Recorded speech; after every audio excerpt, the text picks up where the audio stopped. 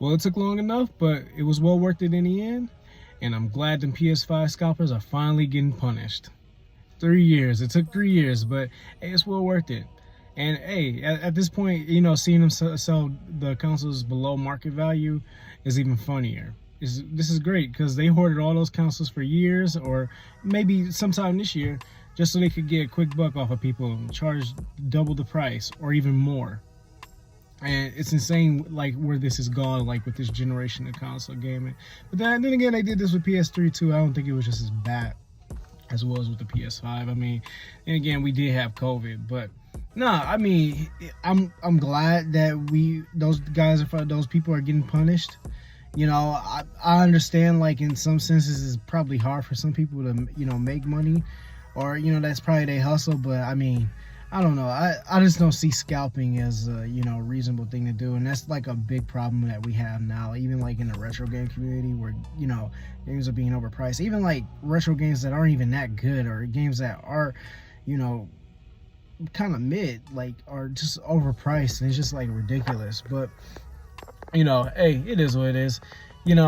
Karma is a bitch, and it comes for everybody. And these folks is just gonna have to either get these consoles away eventually, or sell them for even a lower price. So hey, it is what it is. I do kind of hold Sony accountable in a lot of sense that they should have had more. There should have been more demand, and they should have supplied a lot more for the consoles when they first came out. But same issue I could say for the Series X. When I got my Series X, I had to, I didn't buy from a store. I got off a person off a Facebook Marketplace. She had it brand new in the box, and I didn't pay market value for it. I mean, to be fair about it, I did get a nice bundle deal for it. So I got like 2 games, 2 additional controllers, and the controller obviously that came with the console. But I think I got a fair deal out of all of it. Yeah. So I think I spent probably about maybe close to $600. So I mean, it wasn't as bad. The console alone was like $500. So yeah, no, it is what it is. I mean, I know some people want to make money. I know some people probably got their hands on those consoles and put them up on eBay for an auctioning bid, and some people just probably want them to be higher because they really want the console. I don't hold those people accountable. I know it's like some people who also probably just maybe ask for an additional $100 or $200 just so they could probably buy another one. Or I keep in mind it was like right around Christmas time too. I don't think that's bad, but like, I guess when it goes to the limit of maybe $7 to maybe $8 to $1,000, $800 to $1,000, I think that was probably maybe reaching. But yeah, I'm glad these guys are getting it. They deserve it, and that's what happens when you do stuff like that. I personally think it's like ridiculous to do all that, especially like the target audience for video games besides adults. I mean, even though it is a lot of adults in the community, it's also children. And children probably wanted those consoles too, and they probably had to wait a long time for it. So I mean, yeah, it is what it is. I mean, I'm glad that everyone's getting their chance to get their hands on a PlayStation 5 now. I love to see it. I love the fact that people are, enjoying the ecosystem, as well as, getting the Xbox Series X consoles. And, so Microsoft doubled up so much on the Series S. I feel like they kind of didn't market the X as well enough. But, it is what it is. I hope the X gets its shine, and I hope everybody get their chance to play on the X as well.